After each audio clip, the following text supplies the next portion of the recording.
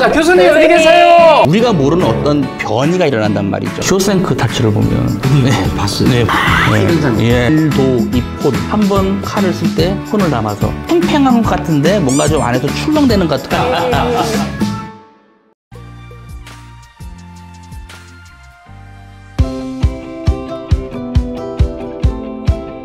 안녕하세요. 의사 출신 기자 동아일보 이진한 의학전문 기자입니다. 안녕하세요. 홍은심 기자입니다. 자, 홍 기자, 우리가 이번에는 난소암 명의를 찾아서 멀리 이곳까지 오지 않습니까? 이곳이 어디입니까? 아주대병원인데요. 저희가 난소암 명의 34명에게 가족이 난소암에 걸렸거나 지인이 난소암에 걸렸을 때 믿고 맡길 수 있는 의사를 추천을 받았습니다. 그중에서 난소암 명의 1위로 뽑힌 교수님이시죠? 글쎄 생존율이 확 떨어지는 3, 4기 난소암의 치료 생존율이 무려 50%가 넘고 세계 최고 수준이라고 합니다. 그래서 우리가 직접 찾아왔습니다. 자, 교수님 어디 계세요? 교수님 나와주세요. 네, 아주대병원 장석준 교수님을 모셨습니다. 안녕하세요. 안녕하십니까. 네, 안녕하세요. 교수님 축하드립니다. 우리 명의들이 추천한 명의 난소암 1위로 뽑히셨네요. 소감 한마디 부탁드립니다. 난소암 분야에서는 박상윤 선생님께서 거의 10여 년 이상 부동의 1위를 차지해 오셨는데 제가 이렇게 또 1위가 막상 되었다는 얘기를 들으니 무척 영광스럽고요. 네. 굉장히 기쁩니다. 난소암은 여성들에게 가장 위협적인 암으로 알려져 있는데요. 난소암이 발생하는 원인이 뭔지 궁금하고요. 그리고 또 난소암은 수녀같이 결혼을 안 한 여성이 많이 걸린다고도 하는데 그 이유가 특별히 있는지도 좀 궁금하거든요. 사실 교과서적으로 보면 그 난소암의 원인에 대해서는 굉장히 많은 내용들이 쓰여져 있거든요. 첫 번째로 끊임없는 배란이 이제 한 가지 원인으로 제시가 되고 있습니다. 아까 이제 우리 홍 기자님께서 이제 수녀님 말씀을 하셨잖아요. 보통 결혼 안 하신 분들 또는 결혼을 하셨지만 출산을 안 하신 분들 같은 경우에 있어서는 적으로 한 달에 한 번씩 생리를 하게 되는데 생리하고 생리하는 그 사이에 이제 배란이 보통 정상적으로 발생을 하게 됩니다. 이제 난소에서 난자가 나올 때 난소의 표면이 찢어지면서 난자가 나오고 그 다음번 배란이 될 때까지 다시 이게 회복이 됐다가 상처가 나고 회복이 되고 상처가 나고 회복이 되고 하는 그런 과정 중에 우리가 모르는 어떤 변이가 일어난단 말이죠. 그 과정 중에 암이 발생하는 게 아닌가라고 하는 게 이제 현재 가장 널리 알려져 있는 끊임없는 배란 이론이 되겠습니다. 와, 그럼 난소암을 예방하기 위해서는 임신을 많이 해야 된다는 얘기인가요? 그런 것도 굉장히 중요한 방법 중에 하나라고 되어 있죠. 이제 염증 같은 것도 하나 이제 원인으로서 대두되고 있습니다. 이제 흔히 말하는 자궁내막증이라고 하는 병이 있거든요. 혹시 들어보셔도 알겠지만 골반 내에 염증을 동반하게 되는데 이제 이러한 자궁내막증이 있을 때 난소암의 발생이 좀 증가한다라고 하는 그런 얘기도 있고요. 그다음에 호르몬의 영향을 받아서 또 난소암이 발생한다라고 하는 그런 요인들도 제시가 되고 있습니다. 그다음 마지막 하나 말씀드릴 수 있는 거는 유전적 요인입니다. 안젤리나 졸리는 본인의 엄마가 난소암, 이모가 유방암, 그다음에 외할머니가 난소암으로 사망하는 그런 가족력이 있었어요. 와. 그래서 본인이 검사를 한 거죠. 선제적으로 미리. 그랬더니 브라카 유전자라고 하는 유전자, 1번의 브라카 유전자에 변이가 있는 것으로 확인이 됐습니다.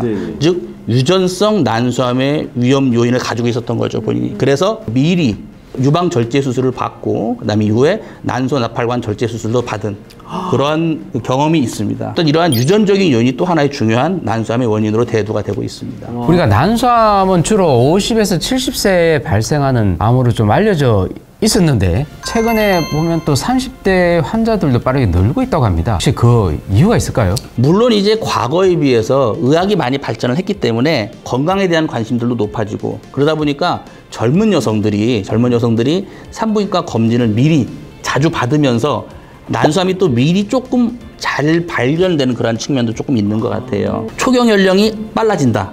또는 폐경이 늦게 된다. 초경이 빠르면 그만큼 다른 사람보다 배란을 경험을 빨리 경험하게 되는 거고 폐경이 늦어지게 되면 또 그만큼 배란을 많이 하게 되는 거니까 오랜 기간 동안 마찬가지로 난소암이 발병할 수 있는 그런 위험성이 조금 높아질 수 있다라고도 말씀드릴 수가 있겠죠. 그러면 혹시 피임을 하면 난소암 위험이 좀 줄어든다라고 하는 보고가 있죠. 그렇게 알려져 있습니다. 그래서 피임약을 복용하는 것이 배란을 억제함으로써 난소암의 위험을 낮출 수 있다라고 하는 게 현재 널리 알려져 있는 그런 사실 중에 하나죠. 또 난소암은 다른 암에 비해서 좀 재발이나 아니면 전이가 많이 일어난다고 하는데 그것도 또 특별한 이유가 있나요? 네. 뱃속에 그냥 그대로 노출돼 있는 장기란 말이죠.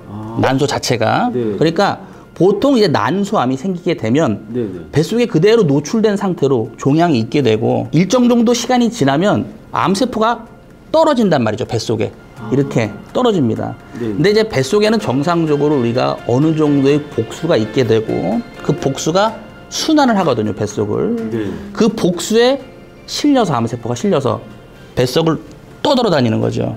그러면서 여기저기에 붙어서 자랍니다. 특히 이제 복막에 붙어서 자라게 되거든요. 아, 네네. 그러니까 난소에 종양이 있을 때는 종양이 아주 작은 상태에서도 세포가 떨어질 수 있고 그 떨어진 세포가 복수를 따라서 뱃속을 타고 다니다가 네. 복막, 장, 여기저기 뱃속에 있는 장기에 붙어서 전이를 하면서 자라게 되기 때문에 네네.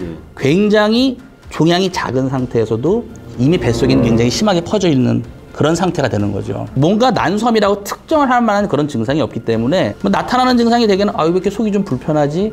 소화가 잘 안 되는 것 같네? 뭐 배가 좀 불러오는 것 같지? 그래서 보통 내과라든지 동네 병원에 들렀는데 좀 이상하니까 큰 병원 가보세요라는 얘기를 듣고 오시게 되고 되게 그때 이제 진단이 되면 보통 3기나 4기가 됩니다. 그러다 보니까 진단 자체가 네네. 다른 암들에 비해서 좀 늦게 되는 경우가 많기 때문에 아무래도 당연히 좀 위험한 암이라고 제가 이제 말씀드릴 수가 있을 것 같습니다. 그래서 우리 장 교수님을 찾아온 거 아닙니까?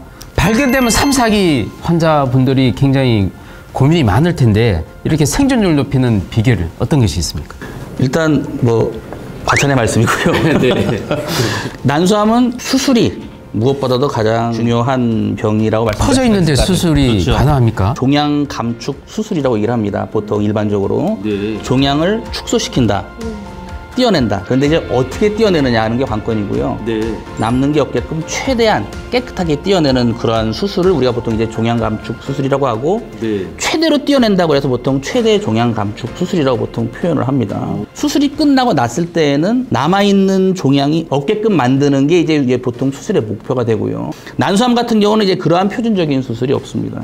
없고 다 띄어내기 때문에. 그래서 일단 주변에 다 떼낸다고. 다 띄어냅니다. 그래서 보통 전이가 있는 조직은 다 제거를 하고요. 그래서 자궁, 난소, 나팔관 외에 복막 쪽 전이가 있으면 그 복막도 다 절제를 하는 복막 절제 수술이라는 것도 하게 되고 전이가 돼 있는 장이 있으면 또 장을 뭐 자르고 이어붙이는 장 수술 이러한 수술들을 통칭을 해서 보통 네. 이제 근치 수술 그 중에서도 굉장히 큰 근치 수술이라고 해서 보통 이제 초근치 수술이라고 보통 이제 표현들을 많이 합니다. 네. 이제 그런 수술들을 최대한 해서 어쨌든 남는 종양이 없게끔 만들어주고 현미경적으로 보이는 암세포가 뱃속 어딘가에 남아있을 가능성이 분명히 있겠죠. 와. 그래서 그런 것들을 해결하기 위해서 추가로 항암 치료를 우리가 보통 하게 되는 것입니다. 항암 치료. 네. 그래서 이제 그런 것들이 잘 조화가 됐을 때 좋은 생존율을 우리가 환자분들한테 드릴 수 있겠다 말씀드립니다.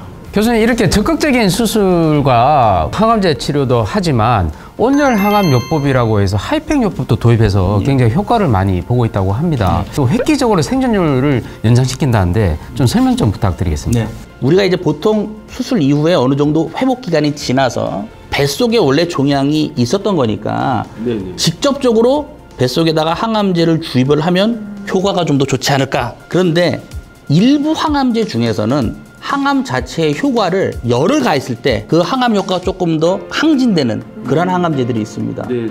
열을 항암제에 같이 가미를 했을 때 네. 열 자체가 암세포를 죽이게 되고 항암제가 암세포를 죽이게 되는 이중으로 네. 암세포를 죽이는 그런 효과를 기대를 하는 그런 치료가 하이팩 이제 복강내 온열 항암 화학 요법이라고 하는 것이고요. 그거 뭐 핫팩입니까? 배에다 붙이는 거예요? 이제 뜨거운 뜨거운 물. 뜨거운 물에 펌프를 이용해서 네. 순환을 시키는 거죠. 뜨거운 물을. 그리고 뱃속에다가. 뱃속에다가요? 뱃속에다가. 항암제가 암세포를 직접 죽이는 효과 플러스 그다음에 펌프를 이용을 해서 묻어 있을지도 모를 효과를 기계적으로 제거해주는 그런 이중의 효과를 같이 노리는 치료 방법이 되겠습니다. 이렇게 난소암 투병증 환자들이 이번 영상 굉장히 많이 볼 것으로 보입니다. 그 투병증 환자들에게 가장 명심해야 될 것이 있다면 좀 알려주시죠.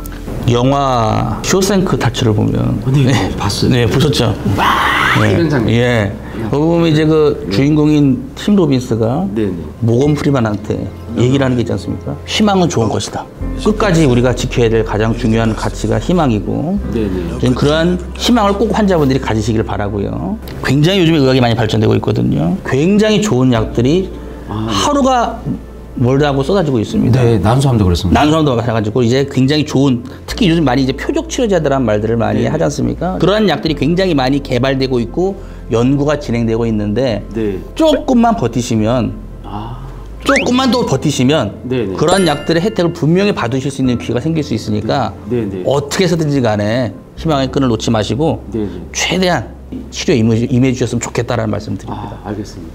그러면 교수님 이제 환자 많이 보셨으니까 네. 특별히 기억에 남는 환자도 있을 것 같아요. 네. 그렇게요. 네, 네. 난소암 4기니까 굉장히 많이 진행되시는 환자분이셨는데 이제 5년 지나서 이제 1년마다 한 번씩 오시는 분 한 분 계세요. 예, 남편분이 서예를 좀 배우셨던 것 같아요. 저한테 이제 족자를 하나 이렇게 딱 써가지고 만들어 주신 게 있는데 네, 제가 이제 몇 가지 이제 좌우명으로 삼고 있는 그런 말들인데 그걸 갖다가 이제 족자로 만들어 주셨는데 족자의 내용은 이제 제가 이제 몇 가지 말 중에 하나가 일도 입혼. 네. 한 번 칼을 쓸 때 혼을 담아서 그러한 그렇구나. 제가 이제 예전에 한번 뭐 이렇게 칼럼 같은 걸 쓴 적이 있었는데 그걸 한번 보셨던 모양이에요, 보자분이. 와. 그래서 이제 그걸 갖다가 족자로 만들어서 네. 주셨는데 네. 환자분이 좀 기억에 납니다. 야, 이렇게 좀 또 많은 얘기를 듣다 보면 시간이 다 됐는데 마지막으로 인터뷰를 마치기 전에 앞서서 난소암에 대해서 우리 인터넷에 떠도는 다양한 썰들이 많이 있습니다. 그런 썰들을 저희들이 다 모았습니다. 난소암의 오해와 진실 풀어보도록 하겠습니다. 저희가 한 문장씩 읽으면 교수님이 거짓 또는 진실을 OX로 들어주시면 되겠습니다. 네, 첫 번째 질문인데요. 지렴 같은 여성 질환이 난소암을 일으킨다. O일까요? X일까요? 야, 이거 정말 이거 염증이니까 염증이 난소암까지 사실 퍼질 수 있기 때문에 분명히 가능성이 있다고 저는 생각합니다. 홍 기자 어떻습니까? 저는 근데 아까 말씀하신 원인들에 저런 지렴 같은 건 없었던 것 같아서 네. 전 X일 것 같기도 하거든요. 일부러 얘기를 안 하신 겁니다. 그래요? 자, 하나, 둘, 셋. 네. 네. 네. 질염은 사실은 난소암의 직접적인 원인이라고 보기는 어려울 것 같고요. 네. 근데 이제 염증을 일으킬 수 있는 질환들 중에 네. 아까 말씀드렸던 자궁내막증, 그다음에 몇몇 골반염들 같은 경우에 있어서는 네네. 난소암의 원인이 될 수 있다라고 하는 그런 얘기가 있거든요. 그렇기 때문에 이제 100% 틀린 말은 아니겠지만 네네. 어쨌든 질염 자체가 난소암을 일으킨다라고 보기는 좀 어려울 것 같습니다. 자, 두 번째 오해와 진실 풀어봅니다. 뱃살이 나오면 난소암일 수 있다. 알려주시죠. 하나, 둘, 셋. 진짜. 예. 이제 뱃살이 나오는 게 단순하게 이제 살이 찌는 거일 수도 있지만 네네. 난소암 때문에 복수가 차서 또는 종양이 커지면서 종양이 커지면서. 예, 그런 나오는 이제 뱃살일 수도 있거든요. 교수님, 이런 뱃살은 난소암을 의심해라. 뭐가 있습니까? 뭔가 좀 만져지는 단단하게 만져지는 그런 뱃살. 그다음에 좀 약간 팽팽한 것 같은데 뭔가 좀 안에서 출렁대는 것 같은 그런 느낌이 있을 때 복수가 찼다는 얘기거든요. 그다음에 아까 말씀드리지 않은 것 중에 하나가 비만이 난소암의 원인이라고 보는 경우도 있습니다. 비만인 경우에 지방에서 이제 보통 이제 말초에서 변성이 돼서 이제 호르몬의 레벨이 좀 올라가기 때문에 그게 영향을 준다라고 하는 그런 얘기도 있어요. 또 생리통이 심하면 난소암일 수 있다. O인가요? X인가요? 하나, 둘, 셋. 다행히 아니구나. 생리통 자체가 난소암이다라고 볼 수는 없지만 생리통을 일으킬 수 있는 질환 중에 특히 이제 자궁내막증 같은 경우는 난소암의 위험 인자가 될 수 있다고 말씀드릴 수 있을 것 같습니다. 자, 난소에 혹이 많이 발견될 텐데 이 혹이 난소암이 될 수가 있다. 하나, 둘, 셋.